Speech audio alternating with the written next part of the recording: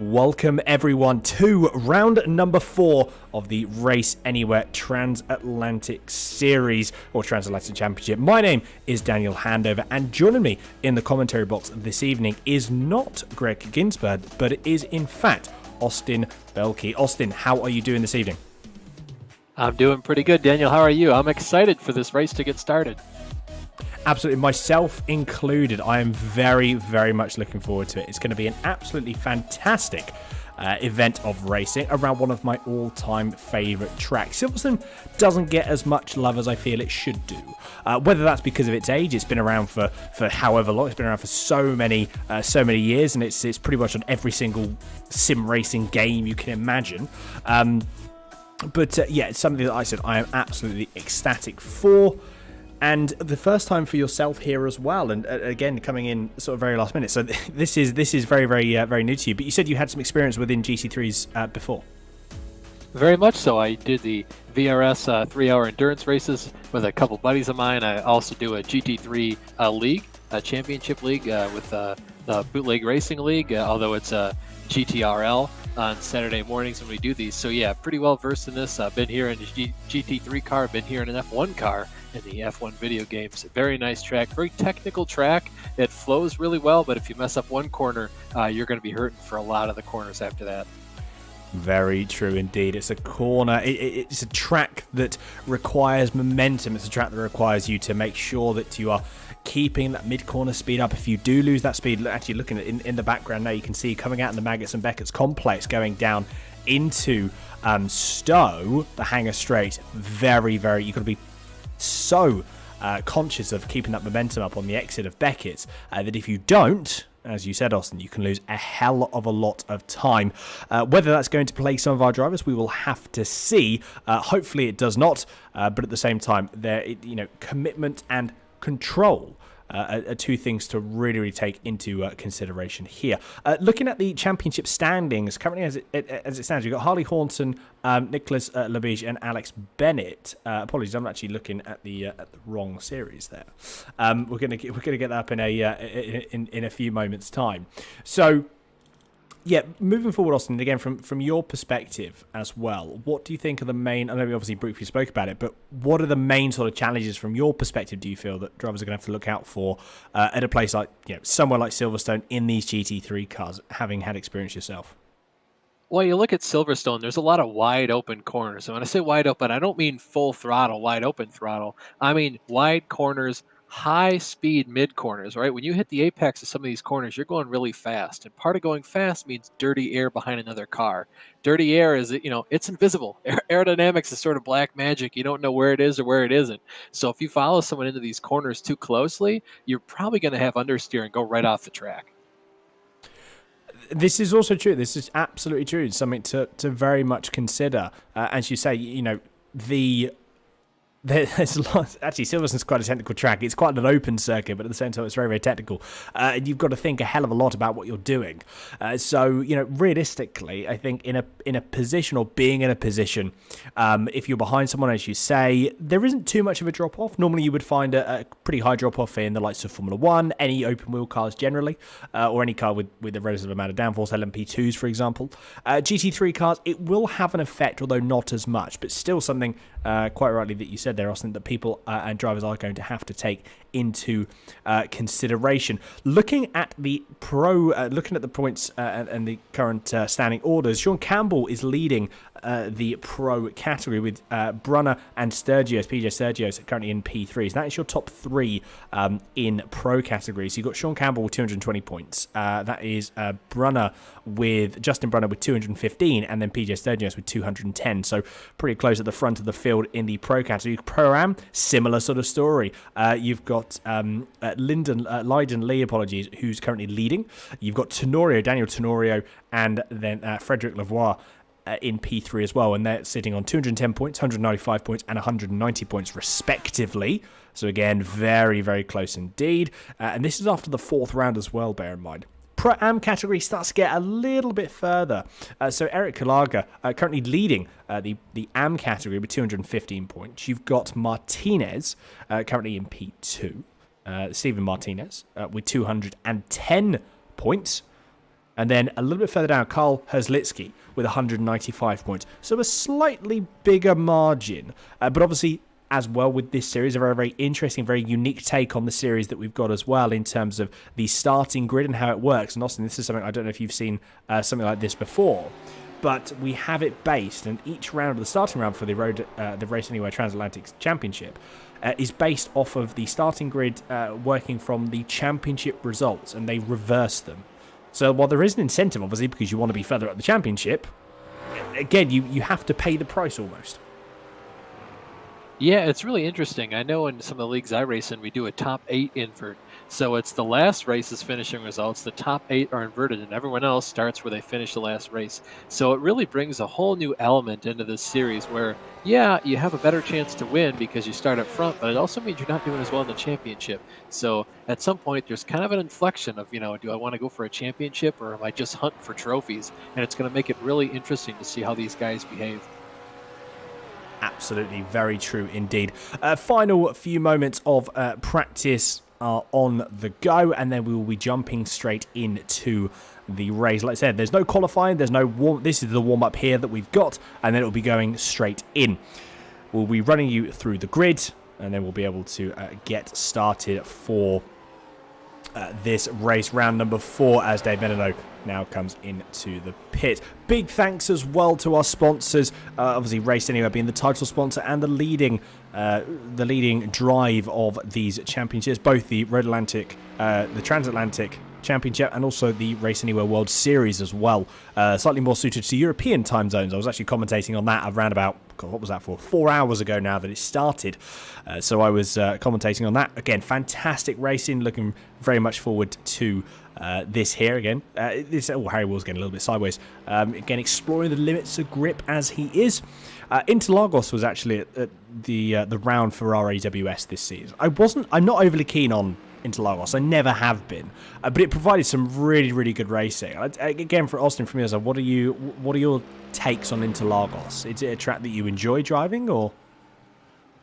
Yeah, I really like Interlagos. I'd say the trickiest part about it is, just your timing of the whole thing, because of course you get to the back half of the track, there's a lot of those switchbacks, right? If you get on the throttle too early, you're going to oversteer right out, and it's so hard to keep the grip down. And the first couple corners are so technical. If you get it right, you flow through there and you feel like Ayrton Senna, right? But if you can get it so monumentally wrong in those first couple corners, it just ruins your whole lap. This is very true, actually. It's a good point. I think, like I said, I love medium to high-speed corners. I really love those sort of like wide open circuits. Interlagos, not necessarily big open, but it does have a lot of medium to sort of high-speed corners. Something that we haven't actually seen from, unfortunately, something we very rarely see, that I don't think Interlagos is used as much. If it was used more in some series, I probably would enjoy it more. I just haven't had that much time to drive it. In more recent sort of years, but I can certainly see the appeal of it. At the moment, I seem to be the only person that actually dislikes it, so maybe it's just me. We'll have to see. I wonder if we're going to be able to go through a very, very quick lap. I know warm-up isn't far from being over, but let's just take a quick run through a full lap here at Silverstone. So coming down to the new start finish straight, getting on for about 10 years old now. Turn 1, a small lift, maybe an application of the brakes if you need to, just pushing the car through. Currently running on board with Nathan Olsen as it shows for the moment. Down into turn 2, again almost a flat out left. We've got a car spinning, very well avoided. Going into turn 3, turn 4, very, very tricky corner here. It's a later apex than you initially think. You want to get the car rotating more and then allow the car to push on. Turn 5, flat out left, nice and easy. Cold tyres, you've got to be a bit careful, but at the moment, seem to be all okay. Nathan Olsen doing a grand job at the moment. Down into the Brooklands Luffield complex again. Very, very tricky here. You've got to make sure that you have a nice late apex. Perfectly placed there for Nathan Olsen.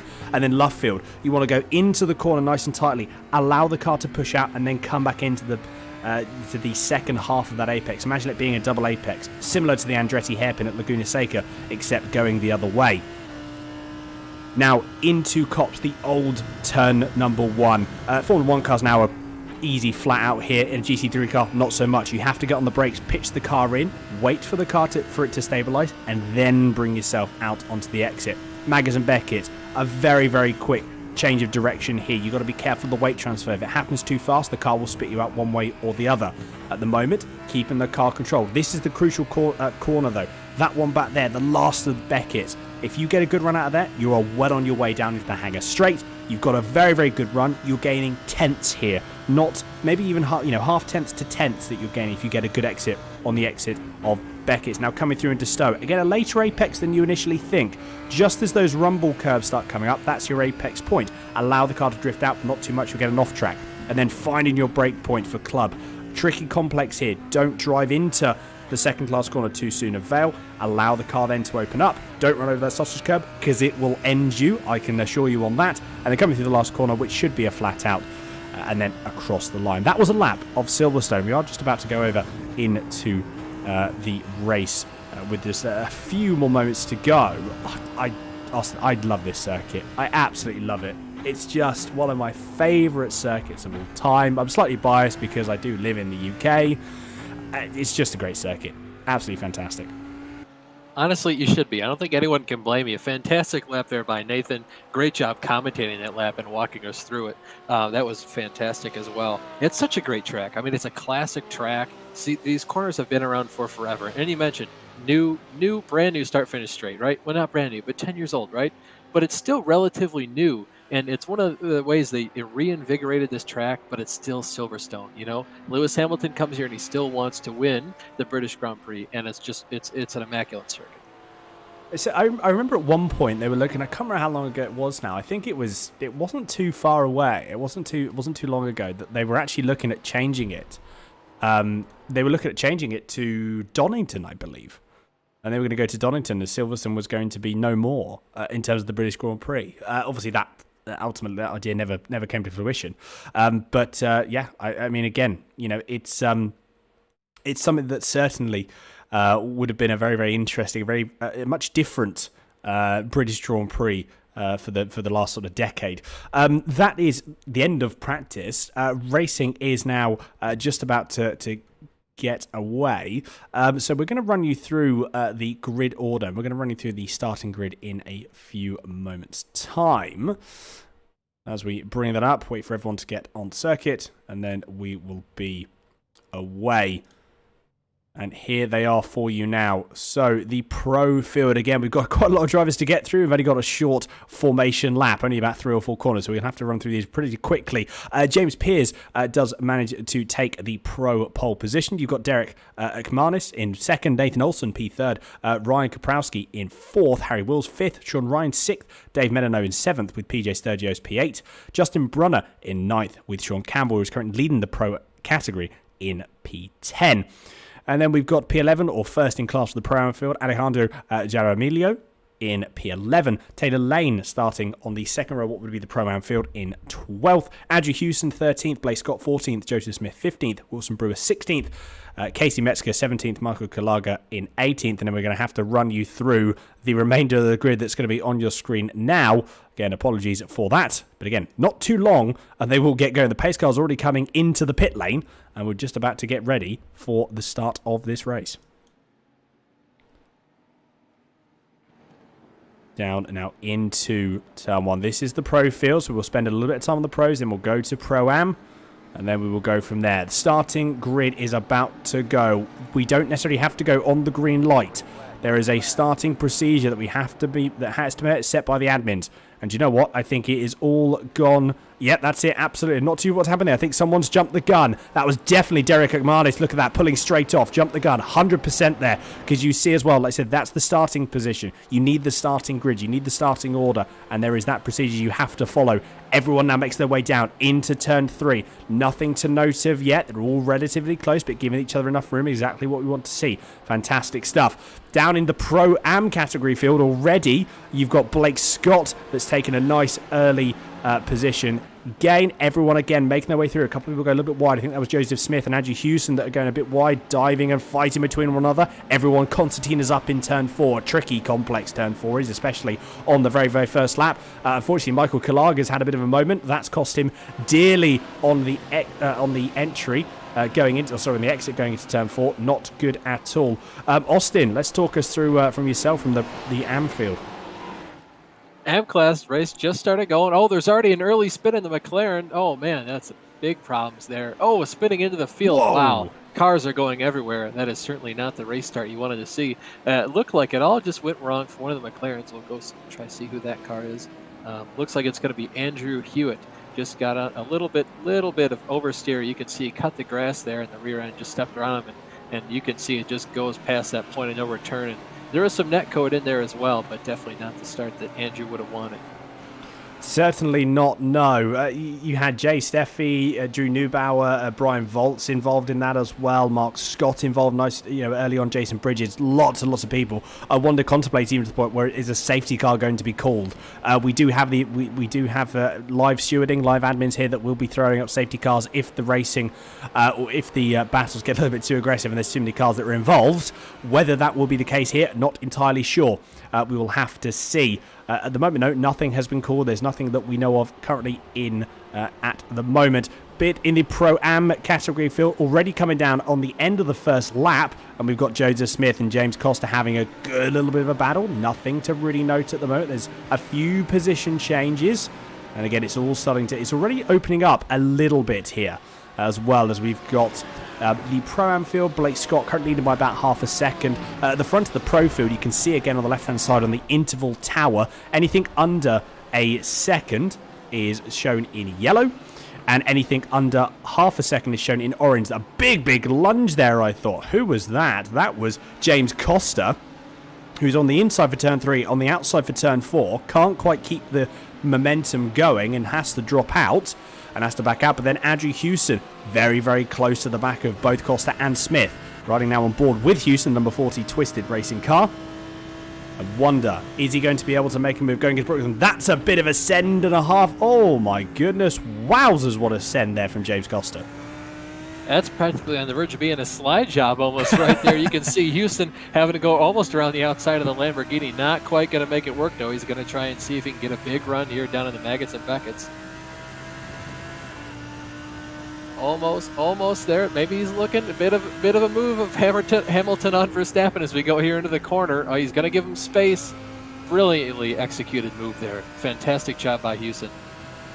Absolutely, very good indeed, as you say. But they're still fighting, though, and unfortunately, Joseph Smith's not giving him any room, is he? They're going to go side by side down into Beckers and Beckers. Oh, that is close. That is close, but ultimately, Andrew Hewson still maintains that position. A little bit further down, though, you've got John Cooper, and that's Joey Starts as well that's getting involved. Ford, it's nice to see an old Ford, and there isn't the old GT3 car, something you don't see very often. We've got one Ford in the Euro Series, we've got one Ford in the Transatlantic Series as well, so great to see both, the older cars getting involved as well. But John Cooper's going to make a move going into Stone, manages to get it all stuck. Can Joey Stats make a move and make another position around the outside? No, not at the moment, so he has to settle for P18 overall and P9 in class as it currently stands. But again, long way to go here. 75 minutes. There is a hell of a long way to go, and we've got a couple of pit stops to get involved with as well. Pit stops are one of the things that always turns a race upside down on its head very quick. Great move by John Cooper there. A little bit of a battle between the teammates, just a couple cars behind him. Interesting to see how that plays out. It's always weird racing around one of your teammates because they should be your friend, but at the same time, he's the guy you want to beat the most out of everyone else in the field. Well, certainly so. As you say, you've got to be, you've got to be in a position where, it's tricky. I mean, rule number 1, and we all know this, isn't it? Rule number 1 is you don't hit your teammate. You never hit your teammate, and that's never going to be a good thing. But if you are in that position where you are racing, yes, absolutely, you have to make sure that you give a good amount of space. You have to be cautious. You have to take care. Because otherwise, if you don't, that's when it becomes a bit of a problem. That's when it becomes ultimately a very big problem, because all of a sudden, you're going to be in a position where you're not 100% sure. Yeah, you've just got to give each other enough room, especially when it's your teammate. Michael Fowler up the inside of Matthew Plaisance, currently as it looks. And indeed, that was the case. We are going to get a couple of replays on the start, because I'm very intrigued as to what happened there. Again, we'll have to see how it goes. Again, there seems to be a small bit of respite almost within the battles currently.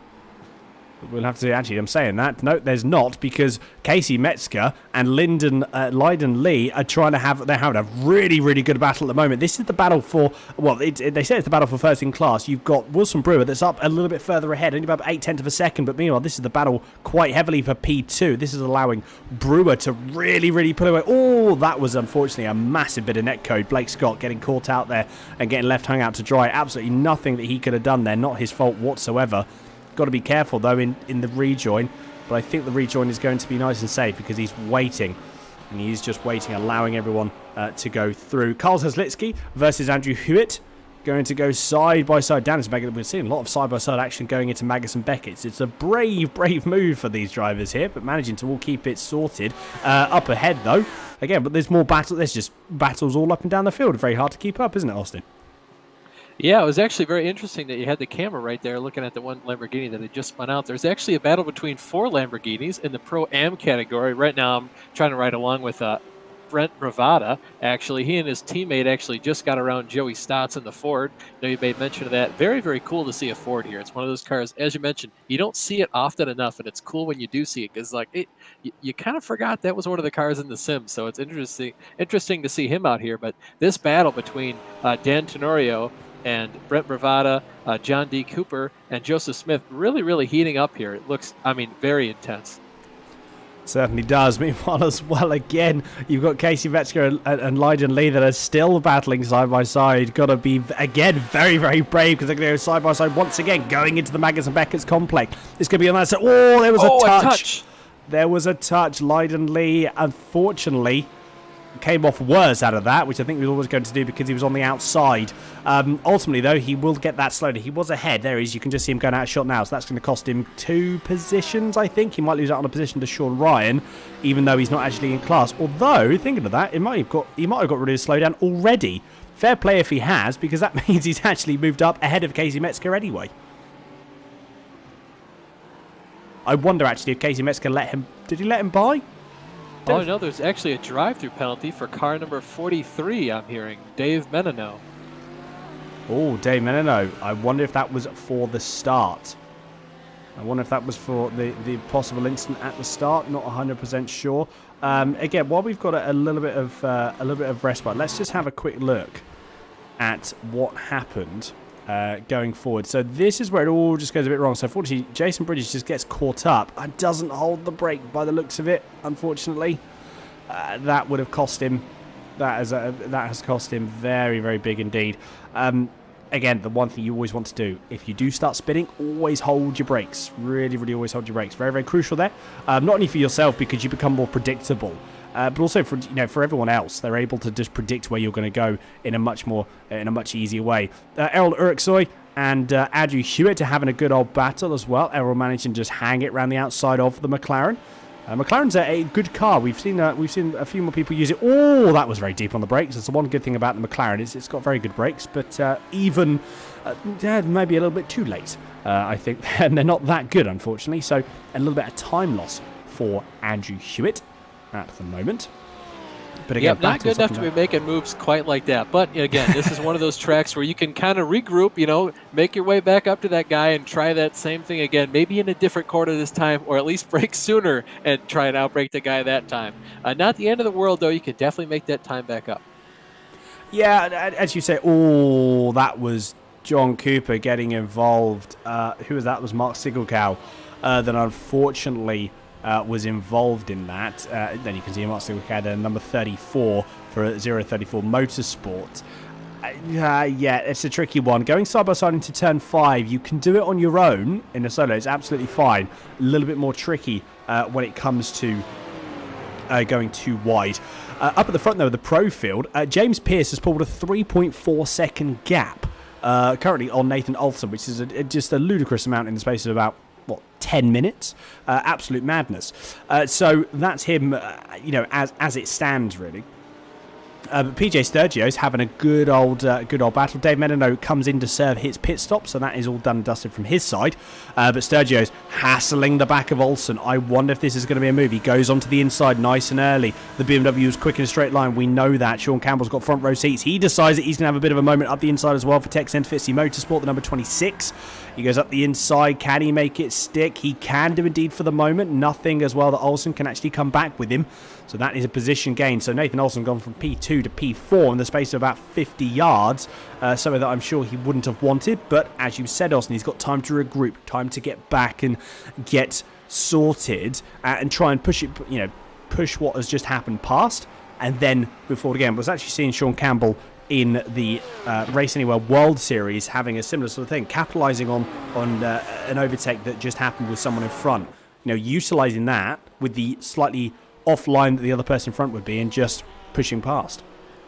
Yeah, I mean, wait for Campbell to just take advantage there. I mean, there's a difference between driving fast and driving smart. What Campbell did right there was driving smart. He doesn't have to be that much faster than the people he's battling with, but he just has to take advantage of certain situations like that. He knew what was going on, and he just took advantage. That guy's already offline. He's already kind of, he's kind of offline, doesn't know what he's doing.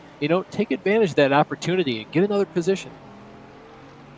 Indeed, certainly so. Down back in the AM field. Again, apologies that we're sort of darting back and forth, but there's some cracking racing all the way up and down the field, which is fantastic for us. We get a lot to commentate on.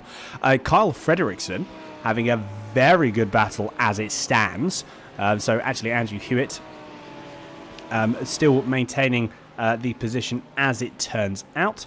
And actually, yes, Andrew Hewitt does indeed make that position pass, but he goes a little bit wide, and that's going to allow Fredrickson to go straight up the inside. No mess, no fuss, no hassle whatsoever. Again, capitalisation, very, very crucial. Manages to get the job done. Good move indeed. Again, this is the other thing as well, Austin, isn't it? Is you don't want to get sucked into... well, actually, it might be a quick role reversal here because we might see Hewitt try and make a move back. Nothing as of yet. If you're this close to someone, it can be quite difficult, actually, to not get sucked into the person up ahead and what they're doing. Because if you do, then that's when we tend to find when people start to run wide and follow the person behind. We didn't see that from Fredrickson going into Luffield. So again, it goes to show that he's focusing on what's happening ahead of him rather than the car directly in front. Yeah, that's one of the toughest things about this track in particular is because the corners are so long. You really have to wait and make sure you get on the power at the right time. Otherwise, like we just saw from the McLaren, Fredrickson took advantage here because he went wide. Of course, Andrew Hewitt didn't mean to. It's just what happens when you're trying to race. You're trying to go as fast as possible. You can see, though, they're both blowing apexes left and right. A really heated battle right now. Mirror driving, looking out your windshield, trying to take advantage of the other guy's mistakes, trying to force him into making a mistake. This is great racing. It certainly is. John Casey's had a moment at some point because John Casey's car, he's definitely seen better days, hasn't he? Errol Uriksoy has actually made a position on Kyle Zeslicki. Let's have a quick look at that on the overtake. Again, to be fair, we saw Zeslicki was just a little bit slower going into club. But again, good decisive action there from Uriksoy, really making that position. Decided that he was going to go for it, just cracked on, head down, and then he went for it. It was a decisive move, I think, which again, we're probably going to talk about this a lot, and you talk about this a lot and hear about this a lot in motorsport, that being decisive is so very, very key. Brian Volt's having another small moment, a bit of a half spin, manages to keep it all going with no damage there. No flat spot on the tires because iRacing doesn't simulate that as it currently stands. I think at the moment everyone seems to have settled down a bit now. We're only 15 minutes in. We've had a hell of a lot of action for the first 15 minutes. We've got another hour to go. I'm sure that will go very, very quickly, though, especially when you start adding in and factoring the pit stops in for everyone. Oh, especially, I mean, the quarter of an hour has already flown by since the starting of this race. Of course, there are no flat spots in iRacing, but you can heat up the tires. And when you slide them like that, iRacing knows, and it's going to bring those, percentages down on the tires. So you're definitely wearing them, but luckily you don't have to worry about flat spotting them. Because if that happened in a real car, he'd have to come down pit road immediately and put another fresh set of rubber on that bad boy. But as we see, it looks like Blake Scott spun. Looks like he's got some pretty decent damage. We see also Daniel Tenorio, it looks like he might have been involved in that too. Certainly so. Let's have a quick look at the incident. I wonder if it's just a little bit... Did Blake Scott lose it? So he does, and then... Okay. Oh, unfortunately. Ooh, yeah. Unfortunately, Blake Scott just had nowhere... Daniel Tenorio just had nowhere to go. So from his perspective, it was... I mean, it all happens. It's one of those things. It happens quickly. Fair play to Blake Scott. He did hold the brakes by the look. So you're going in. Well, I mean, Tenorio could see that from quite a way away. I don't know how the stewards will look at that, actually, to be fair, because yes, he was in the racing line. You see you hear the throttle come on, and then it seems to take a little bit of time to come off. Whether I think Tenorio was sort of expecting or feeling that the car was just going to sort of like pitch in, and instead missing that way. But ultimately, though, I think the stewards may look at that a little bit differently, more towards Daniel Tenorio's side. Yeah, one thing you have to remember too, some of these guys might not be using VR, they might have a single monitor. Some of these guys could also have a really, really small field of view. So of course, you might not see everything that other people can see in that situation. Very unfortunate though, again, you can't blame Blake. He didn't try to spin out, but he did do his job and hold the brakes though to make sure he didn't roll into the path of someone else unexpectedly. So not much either driver could have done more there. That's racing. Certainly is indeed. Down in the AM category, just having a look, like Don Hunter and Daniel Flora. This is the battle for the lead, bear in mind. This is the battle for first in the AM category. Now, coming through, like I said, we do have around about the 30-minute mark. We're going to see drivers come in and they're going to do their first pit stop. So, once we've had those first pit stops, we're going to have a bit of an idea as to one, how much fuel people have actually taken generally. Then we're going to probably, after that second fuel stop, have an understanding of the tyre wear. Because this is the other thing as well, is the tyres are all well and good. Once you've got a good amount of, position, once you've got a good available bit of tread before the pit stop, after the pit stop, when you've got them full fuel and you're still running the same tyres, that's when it's going to have an effect. And that's when you're going to see it really start to show if people have got more tyre wear than others, because the confidence will drop, and the confidence will actually drop quite significantly, to be fair. And you'll notice that almost instantaneously. It will be an instant noticeable difference when people are trying to turn, they're trying to get on the throttle, they can't quite, the car's dancing about all over the place. And this is the other problem, isn't it, Austin, where if you're trying to drive, if you haven't got a car that's necessarily underneath you with additional tyre wear or something, and you then try and drive the car harder, then you end up giving yourself more tyre wear, which then gives you a harder car to drive, and it snowballs very, very quickly. Yeah, it's a real vicious circle. One thing I do want to point out, though, as you were talking about pit strategy, Don actually passed Dan for the lead in the AM category, just because Dan just went a hair too wide in turn 3 there and allowed Don to get through. Great racing here in the AM category. But you're exactly right, though. If you come out and you have full fuel, you don't think the tires are that bad because you were just, you had the lightest car possible when you went into the pits. You come out, the tires are cold, all right? Superficial feeling there because there won't be much grip there because the tires are cold. Then the tires get kind of warm. You're like, all right, this is good. I can kind of feel where the grip is now. And then the tires get hot. And then you start pushing them. And then you got to turn the wheel more. Then you put the throttle down harder and the back end steps out, and you have to control that too. The tires get hotter because you're spinning them, and then you have less grip, so you got to put more wheel into it. Vicious circle. It certainly is. We just did see, actually, so it was a good spot there, Austin. So, yeah, Don Hunter did make that move on Daniel Flora. It just goes a little bit wide in that McLaren. Just a bit of understeer build-up. Very, very hard to get rid of in the McLaren. And that's unfortunately Poss as well. Oh, Mark Scott. What has happened to Mark Scott? Couldn't quite see there. I think that was an incident as well. Matthew Alvis has also had a moment. Oh, my goodness. That would be why. So Matthew Alvis getting involved quite heavily in that as well. I think we've actually got a slightly better idea of what actually happened. So this is from Mark Scott's perspective. And again, oh, my goodness. So the number 87... and that was Matthew Alvis, so that was what happened there. Do you know what? That's actually... I don't think there was any damage being nursed or anything. Let's have a quick look again from Mark Scott's onboard camera from a little bit further back. Oh, just way too late on the brakes. Way too late on the brakes there for Mark Scott. Yeah, that would be why. Normally you want to brake at the very latest where the curb starts on the right-hand side. And at that point, Mark Scott was pretty much full throttle past. Not ideal. So that was why. that contact was made. Bit of a shame there. Again, it will happen so fast. It's very, very tricky. You could argue as well that we could have, Michael could have gone a little bit further to the right and simply just missed. But at the same time, it all happens so fast. It's very, very hard to judge, especially in those split-second moments.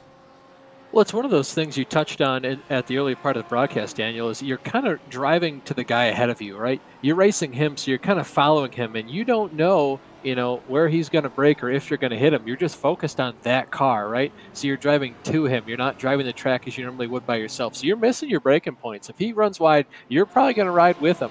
And, of course, you never know that you're going to overstep the boundaries and hit the guy ahead of you because you're racing with him. To this point, it's been so hard to catch him. If you suddenly gain an extra 2 feet, where's that going to come from? Very, very difficult to follow someone that closely for an extended period of time. Absolutely, you are correct. Again, it's very, very easy to get sucked into a battle or sucked into a car ahead of you because it just tends to it plays. It plays in your mind a little bit because you're trying to find, especially if you're sat behind them or sat in them for an extended period of time, that also doesn't help.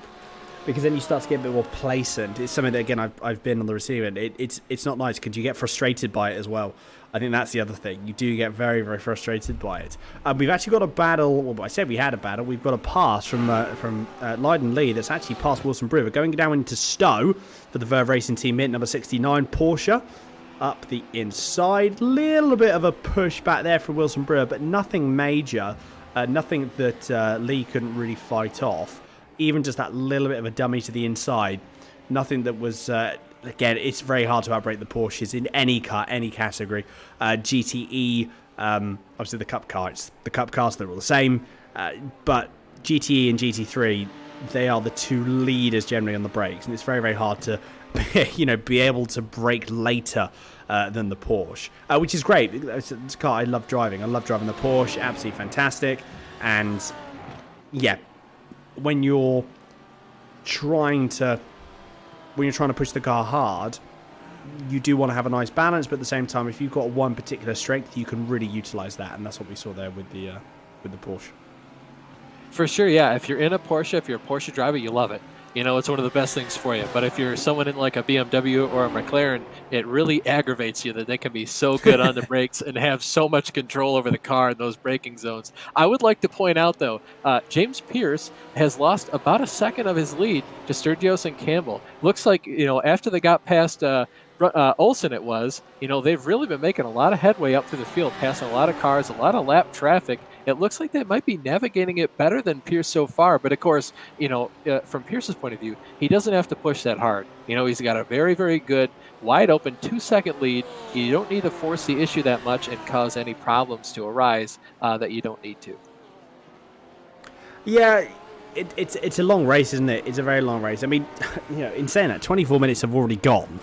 So this race is going pretty quickly, to be fair. But ultimately... Yeah, there is some time. There is you've got to play some strategy in as well. So lots and lots of different things to take into consideration. Ultimately, though, one of the main things to take into consideration is where do you want to be? What sort of strategy do you want to do? So that's something that drivers will be thinking about more so as the race has now progressed. Casey Metzger, the number 3 Twisted Racing Lamborghini, goes through, just rotation on the brakes. Probably, that was a bit close, and Sean Ryan nearly getting involved. There was a little bit of contact, but nothing really major. Sean Campbell has gone a little bit wide as well. Drew Neubauer's had another incident, so a few more replays again will be coming up. What happened to Sean Campbell? He's dropped a couple of seconds. Well, that was brave. Whoa, what a save from Sean Campbell. That is, if I ever saw one, a roll bar footage here. So it goes through. So the car has already gone. The car has already gone by the time he entered, before Sean Campbell enters turn 1. Now that is a brave save, and it was a very, very good save. But ultimately, though, I mean, yeah, he did cost him some time. That could have been so much worse. Yeah, you'd be surprised just how much your instincts kick in at that point. You saw him; he didn't grab just one, but there were about two handfuls of opposite lock he had to grab in order to keep that car under control. And it's so weird, time slows down when you do that, and you give it the wheel input, and you realize halfway through the slide, if I don't correct for the end of this slide at the exact right time, I'm just going to turn around and nose on the wall in the other direction. That was some immaculate car control. Certainly was. As you said, you know, you've got to, as you say, you've got to think ahead. You're always thinking, a second and a half, 2 seconds ahead of where you are in terms of circuit. But you also have to think, again, in a position like that, you've got to think ahead because you've really got to make sure, as you were saying, that you catch a slide, not necessarily straight away, and you can catch it straight away. That's all well and good, but it doesn't mean to say it won't still spit you off after that final bit of opposite lock has been completed. So, as you were saying, got to look very, very far ahead. Drew Neubauer for Team Premat, number 2. We have the number 47 just at the bimbo going into Beckett's. That's a that's a tricky one as well. As soon as you get onto the throttle, and what happens when you get onto the throttle is if you're already in a position where going into someone like Magnus and Beckett is tricky at the best of times, if you go in there with a small bit of being offline, a slightly shallower entry, a slightly shallower exit, it just takes no prisoners. And that's what we saw there as well. Just a touch on the grass going into Beckett's, and then obviously that cascaded down into ultimately that half spin on the exit, which costs upwards of 3 or 4, maybe even 5 seconds as well. Yeah, I'd sort of equate that to like running down a hill and you pick up enough speed where you don't know how you're running as fast as you are and you can tell you're going to trip at any instant, right? But you put down your left foot and you make good contact. You know what you're doing. You put down your right foot like, oh, that was kind of scary. I don't know if I can do this. You put your left foot back down. This is kind of going a little bit too fast. Maybe I should try to stop running and slow down here. You put your right foot down and you lose all control very, very quickly. We say that battle for P1 in the pro class.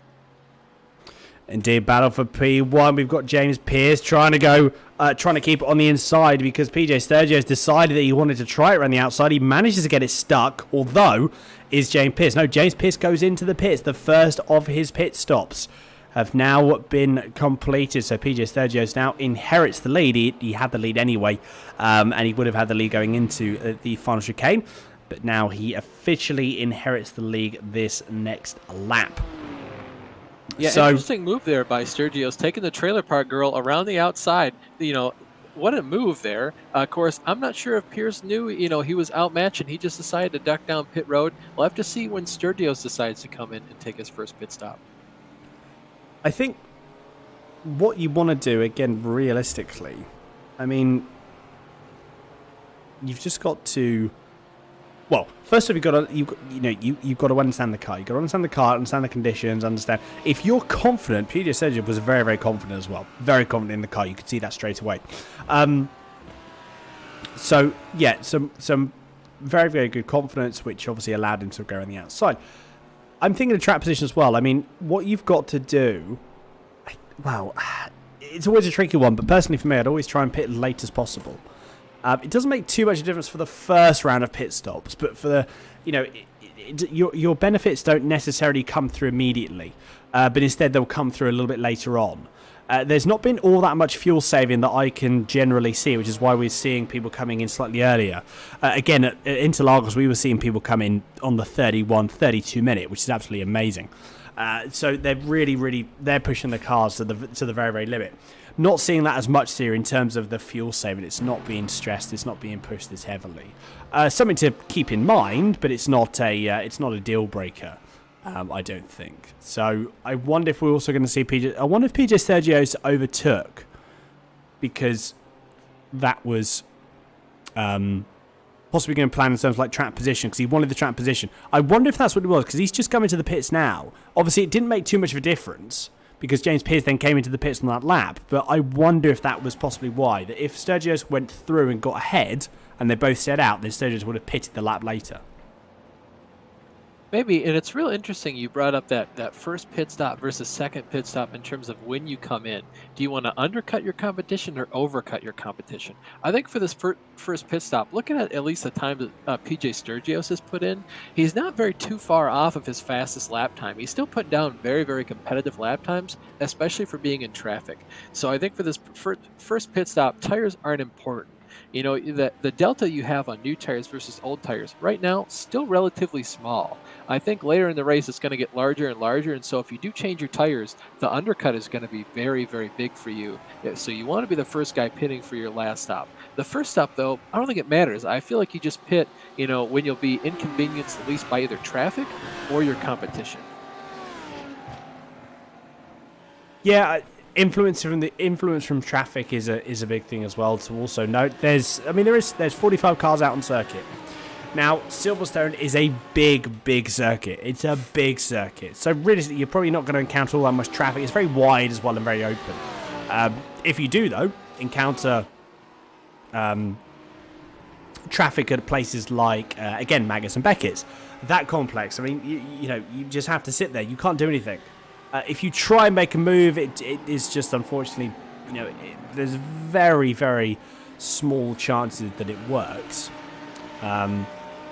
Because again, you've got to have so much confidence, absolutely an insane amount of confidence within the car and also within the other person that you're racing the leagues with. It's easier with leagues, but Magus and Beckett's is generally a bit of a no-no. Yeah, like you said, you can go through there with someone you really trust, but you kind of have to go in there knowing that you're both going to lose a lot of time. So is it really worth it trying to pass that guy if the three people are behind you are just going to gain probably an entire second through that entire complex on you? Maybe it is, maybe it isn't. Maybe you really need to get past the guy because you're a lot faster than him, but 9 times out of 10, if you try to go in there too wide, you're going to wind up in the fence, and it's going to be a bad time. It certainly will be, as you say, a pretty bad time indeed. Frederic Lavoie currently now in P4 overall. P4 in the Pro-Am category. Currently sitting in P11 overall. So a strong, solid performance. Everyone now has done one pit stop. In fact, one of the only people that has done 2 pit stops is Errol Uxoy. So one of the only people that has made the 2 stops. What this does mean, though, is if Errol's got enough fuel in, he won't actually need to pit anymore because he's done 2 fuel stops already. So have a look at Uxoy. If he's got the pace to keep up with the guys ahead, just have a quick look at the positions that Uxoy is going to move up, because I'm sure if he's timed this right and has got a good setup on the car, it will certainly be a very, very good battle to watch. Up a little bit further up the field, though, Frederic Lavoie is now being pressured by Brent Vavata. Ryan Kaprowski, who we're currently with now, is actually part of the pro category. So he's going to have to try and get by both of these drivers at some point, but ultimately he doesn't want to ruin anything that they've got going as it stands. Although I say that, we've got Bravata having to take a slightly wider line to accommodate for the Porsche coming through. But again, and you want to know what makes it harder on Kaprowski in this situation? He's also got a hungry Casey Metzger behind him, trying to make a move. If he makes a mistake, Casey's going to want to go ahead, try to pass not only Ryan but also Brent too. Even get up to maybe Frederick if possible. So that's just one of the things that makes racing in these cars, when you're all in the same kind of car. Even a spin there from Lavoie. That I wonder if there was some contact there. Let's have a look. Let us have a look. This is from the TV cam. Is it going to be? Does it just drop and then just drops another way? Steps out on him, it looks like. We'll see that here in a second. Yep. He just hits the apex and just a little bit too much speed there, asking a bit too much out of the tires. Unfortunate for Frederick, but, like you said, no flat spot on the tires. Just get back after it. Give it all you got. Well, again, that's all you can do, realistically, isn't it? As well, when we're looking at that, it just looked like it was almost a bit too late on the turn-in for everything else. So, again, the car looks stable. We saw that in practice. Car looked pretty stable as well. Frederic Lavoie seemed to be happy and content with the car. But again, you're putting your car just beyond its stress limits. Hence why obviously the spin happened there. The tyres just got too overwhelmed because it looked like it was a fraction later on the turn-in. So that would indeed be why. Ryan Kaprowski now currently trying to hold off Brent Bravata, even though both of these drivers, bear in mind, they're not in the same class. They are far from being in the same class, because Ryan Kaprowski versus Sean Ryan, the gap is 16 seconds big now. And we're coming into 35 minutes has gone of this race. I am genuinely astounded. This race has gone so fast. It's actually really surprising. 35 minutes have already gone. Kaprowski getting a little bit bumpy over the curb. Not ideal. Definitely don't want to be doing that too much, because otherwise you'll wreck your car. Yeah, 36 minutes. Wowzers. Yeah, and it's really interesting you say that they're not even close to being in the same class. And that's one of the interesting things about the fact that the grids invert. And sometimes, maybe there's a problem with, where somebody ranks in their class or a car or just a certain setup, because it's very, very possible that Ryan Kaprowski maybe put too much camber into his car, or he has a short run car, right? So it fires off really, really well on green tires. But as they get more and more worn out, he just loses all the speed out of that car. That might be one of the things he's dealing with now, because, from a pace standpoint, a pro driver really should be able to outclass and outpace a Pro-Am driver. So interesting to see. I'm kind of curious what setup Ryan might be running. Maybe it is a green car setup and not really one for older tires, but you can see Bravata still taking no prisoners as he continues to make his way up the field.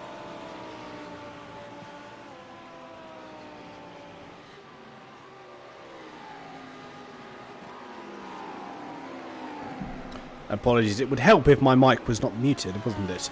That would certainly be helpful there. Absolutely, yeah. So, battles again up and down the field. Harry Wills is getting involved and getting stuck in. So Jason Brunner as well. So this is the battle currently for P4 in class. Harry Wills didn't have all that much luck at Interlagos. So wonder if his luck will fare better here. Hoping I've not just jinxed that now because I've said that.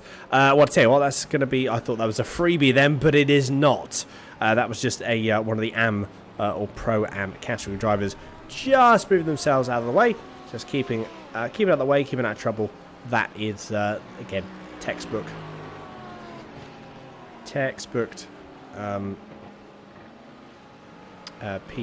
Sorry, I completely lost my train of thought there. We had a little bit of a lag spike on the broadcast side, so just trying to sort that out. Up ahead, though, I think we just saw as well, Harry Wills just going a fraction wide. We've had another couple of positions up and down. Don Hunter is still maintaining the lead within the AM category, but not by much there. I mean, Andrew Hewson currently, person's actually just got on the inside, so Andrew Hewson now makes his way onto the back of the Pro-Am field.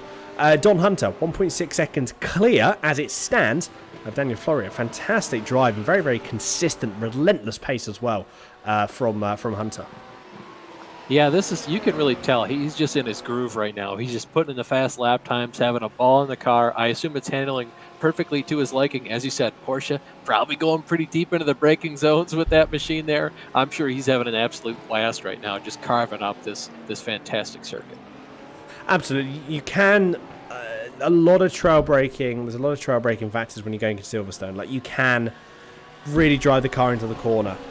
So as everyone is now going down into... I mean, the Stowe, you've got to be a bit careful on. You don't want to be braking too much. You don't want to be pushing too much through the car. That's a definite no-no.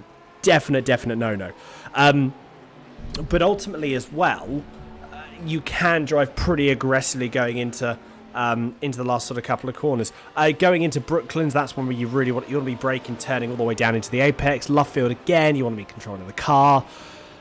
I think it's a misconception. I think that the brakes are they dictate a hell of a lot as to what goes on. As well, managing the weight transfer, such a key thing there as well. And we've seen a couple of people again just trying to manage it just a little bit too aggressively, and that's when the car spins on us. But weight management is so key in any car within iRacing, not necessarily. This is not iRacing specific. The weight transfer, weight management, brake bias, etc., is so valuable. And that's such an interesting thing too that you talk about because you do say, you can brake really late in the Porsche, but at the end of the day, it comes down to the driver's left foot, right? Or rather, their braking foot. Personally, I'm a left foot braker. You ask different people. Some people brake with their right foot. Some people don't. Usually, race car drivers, God gave you 2 feet for a reason. Oh, Brett Bravada getting pretty loose there. Apologizing to the driver behind him. But it's all down to the driver. And you say the Porsche can brake really deep. But the Porsche might not always be the best car for that, right? It can get into the corners well. Maybe it's not the best at cornering. Maybe the Lamborghini is. Maybe the Mercedes or the Ferrari has the best straight line speed. So it's not just one car at every track. You choose a car, you like it, it just kind of flows and it just really matches your pace or your skill or just your driving style really well. And you just mesh with the car. And it's just a perfect match of man and machine. And you just use that car at every track because you like it. Sometimes you're in the best car, sometimes you're not. But also, you can really see the pace always seems to come through. The cream's always going to rise to the top. Well, as you say, again, an interesting sort of point you talk about there as well is we were talking about this before. That it's a complex. Sim racing now is becoming more and more complex. So you've got. Practice makes perfect, as we say. And again, we talk about it, a track with a technical, quite a high level of technicality as well and observation. Again, you've really, really got to be careful. As the tyres start to wear off as well, though, because let's also not forget that there won't be any there won't be any tyre changes. So that's one thing that won't be happening. Drivers will not be taking any tyres, or at least the majority of the Pro and Pro-Am, providing there's no incidents, then no new tyres will be taken. Simply just to keep the going. I think it's an interesting driving style because I think there are other sims that I don't know about. Say again yourself, Austin. What do you think of the weight of these cars? Because I know the GT3s. I've always just found them to be a little bit too light. I think it all depends on personal preference, and I think it's also how different sims do it. Oh, as you can see, there was a pretty good battle shaping up between Sean Campbell and James Pierce for P2 overall, but unfortunately, it looks like James Pierce had just spun off the track, so no longer a battle to look at anymore. But yeah, like you said, the weight is all something that it comes down to what your brain thinks the car should feel like. That's one of the big differences in sim racing compared to any other video game you play is if your brain knows what to expect, you can be one of the fastest cars on the track. I think it really just depends. One of the big things is if you go to like an open wheel car, it's going to feel really light. I know a lot of people talk about Assetto Corsa and driving some of the GT3 cars in that versus maybe like a Forza Motorsport. I feel like the cars in iRacing, these ones especially, they have a weight to them, and you can expect what the car is going to do, but they're still nimble enough to be able to anticipate, and they keep you on your toes. It's a fun time. It certainly is. You're right. Absolutely. As you say, it always sort of, it always keeps you on the toes as well. It's a very, very dynamic series as well. A hell of a lot goes on, and a hell of a lot can happen in a very, very short amount of time. So, you're absolutely correct. You've always got to be on your toes. You've always got to be on alert. You've always got to be cautious of what could what could potentially happen. And as you say, again, we saw a couple of people as well, unfortunately getting involved. James Pierce being one of them. Frederick Lavoie has had another incident, so let us have a look at that. Where is it coming? Down into Stowe. Brave corner here. You've got to be very, very committed. Again, if you're not, that's when accidents tend to happen. Again, just a little bit too much. Looked like possibly just a little bit like a fraction later a turn in there. Yeah, it's one of the hardest corners on the circuit because it doesn't look like it, but it actually falls away. So as you go through the apex, if you're just slightly too wide, the car's going to want to push out a lot more than you think it normally would, and you just get a handful of oversteer, and it's so easy to spin out there. One of the toughest corners on the track.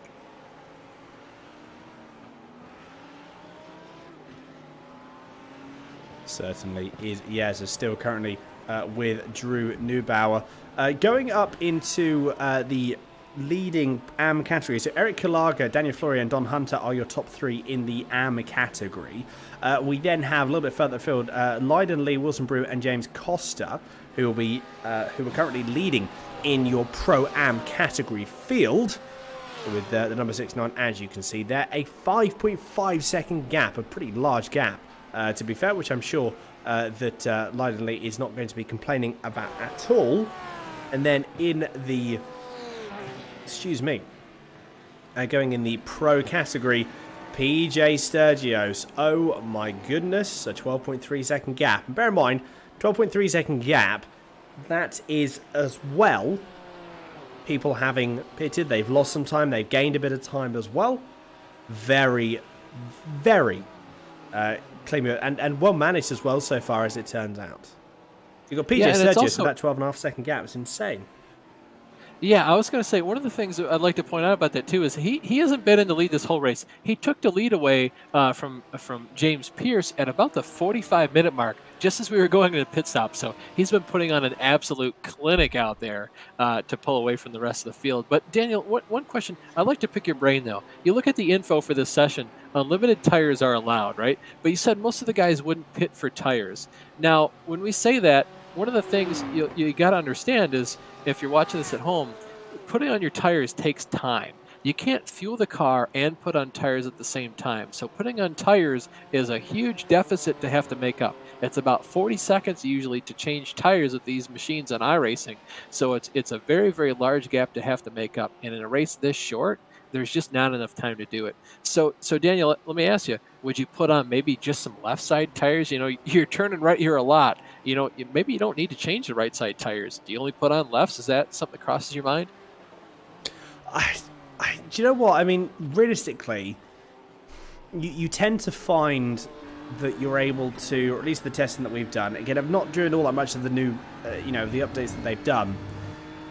But yeah, it saves you a considerable amount of time. The later you can go, so there's too many things that are going to help you, especially with a sort of, with a slightly longer race. And we're talking longer races like what you're seeing here. So around about the 75-minute plus mark is fuel saving. Key thing. Absolutely, fuel saving. And yeah, also not taking tyres. Tyre management, key. It's so key. Again, as you tend to find, if it's not 100%, there's just lots and lots of different variables.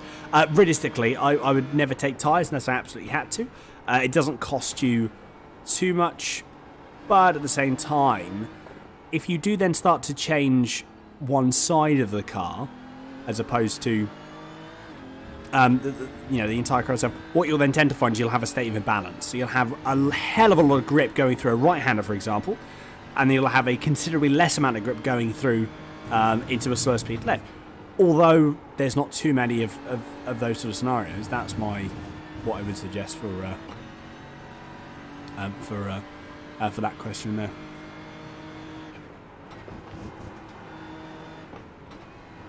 Yeah, just sort of entranced at this battle. You see, Eric Kaluga, I mean, he's just carving up the field right now, trying to make his way through some of the other higher classes, and it's just very interesting to see the different driving styles come out here.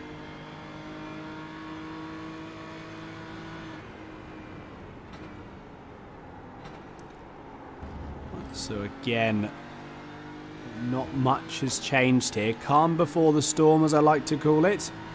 There's a bit of battling here and there, thinking about it, as we look up and down.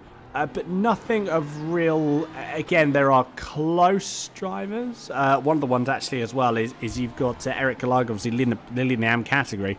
And he's just... I mean, that was a send and a half on Joseph Smith. I know it wasn't for a battling class, but it was an overtake nevertheless.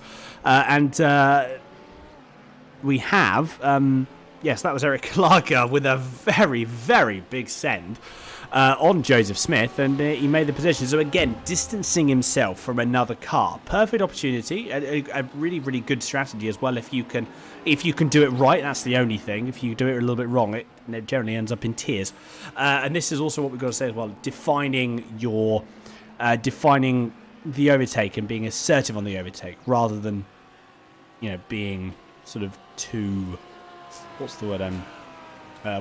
Too nice, too complacent. Yes. Right? Yes. And that's one of the things that you have to understand in racing too, and I know you've experienced this yourself, is you're faster than that guy, and at some point he might try to fight you, But if he knows you're faster as well, he will maybe pull over to the side and let you have it. If you send it enough and pull out early enough, he's got to understand, this has been a long time coming. I can really reduce the pain here on myself and this other guy, because the harder you fight for stuff, usually the more time you lose. So it's easier just to kind of give that guy a corner and let him pull away from you. Maybe you can follow him. Maybe you can learn something, what line he's taking, where he's braking, where he's getting back on the throttle, and apply that to your own driving, and maybe you can keep up with him.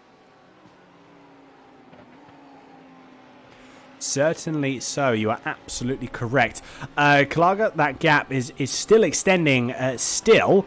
And so obviously we're going to see how that develops and maintains for the final. Again, 25 minutes left of this race. That is all.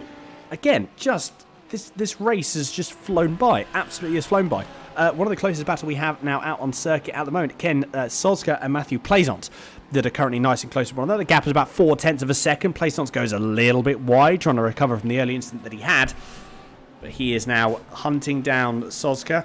And I wonder, again, looking at the previous lap times, very hard to tell because the previous lap times weren't necessarily relative of everyone making through it. We've had a couple of people that have also made their second pit stop. So Errol Uriksoy, he's made a second pit stop. So has Solskjaer. That is PJ Sturgis. Look at that. Good timing, wasn't it? Because PJ Sturgis now comes into the pits to serve his second pit stop. And I wonder, well, he's coming in again still quite early. So he's obviously got the confidence that he can come in earlier, have a longer pit stop, but ultimately continue because of the pace that he has. So I'm trying to think that that's what he's going to do. It's slightly early pit stop, admittedly. Obviously, we'll be going to the end naturally. Again, no tyres. I just need to think again. I'd always want to pit later. I'd always want to pit as late as I possibly could. It's going to help you very much in the long run. That's the key thing there. I agree with you completely there. If you're not taking tires, you want to stay out as long as possible because you get as much weight out of the car as possible. That's going to help improve your lap times because the less fuel you have, the faster you go.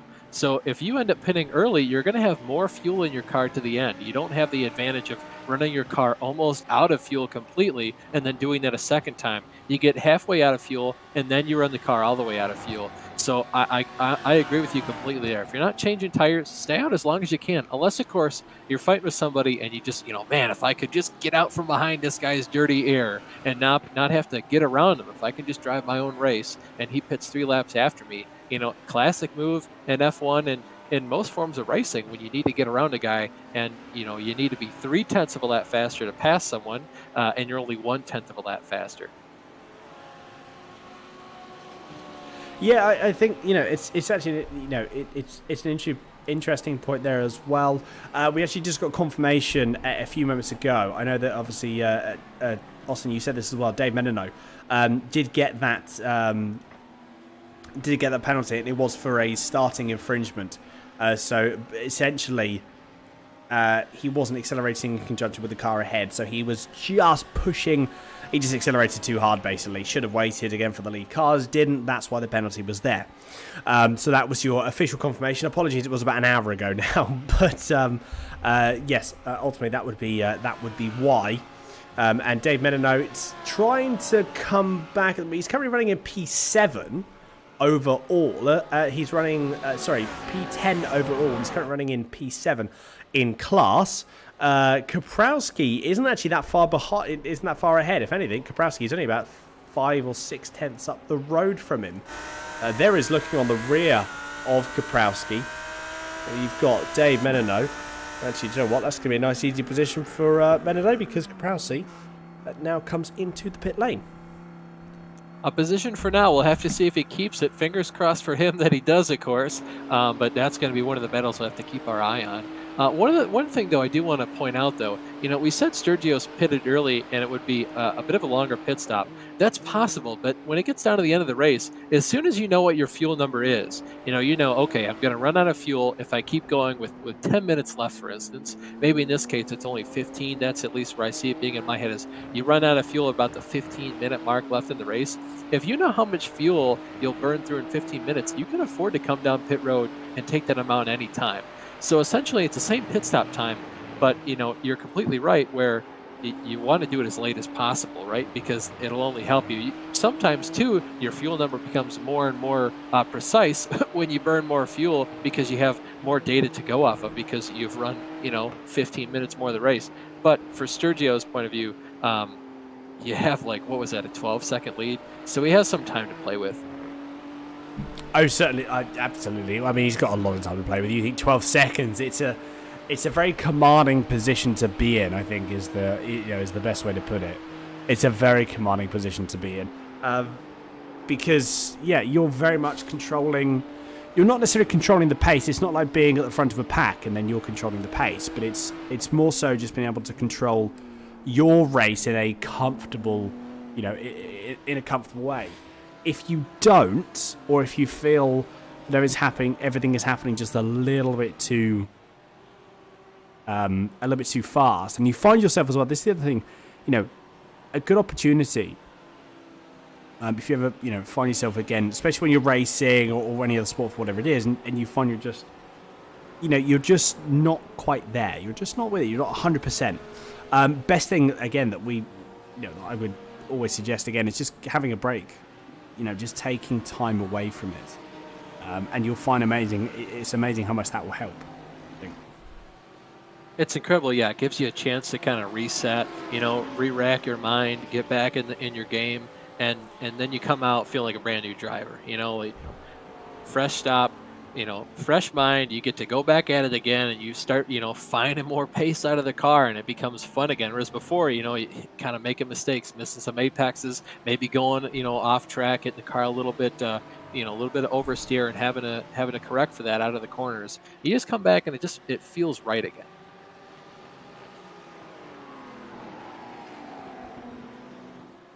Absolutely, indeed. This is good. I'm liking again some insights from a different perspective as well, which is always good. Again, it's something that I do enjoy watching. PJ Sturgio's currently he's sitting in P4. He's got a bit of a battle, a bit of a gap still between himself and Justin Brother. Bear in mind though, Sturgio is currently the only person within the top 9 to have pitted twice. Dave Menino did come into the pits, but that was unfortunately to serve a drive-through. So I don't think that would cost him. I don't think that will count towards his amount of pits that he's used, but I don't think it will count to. Again, I'm intrigued to see.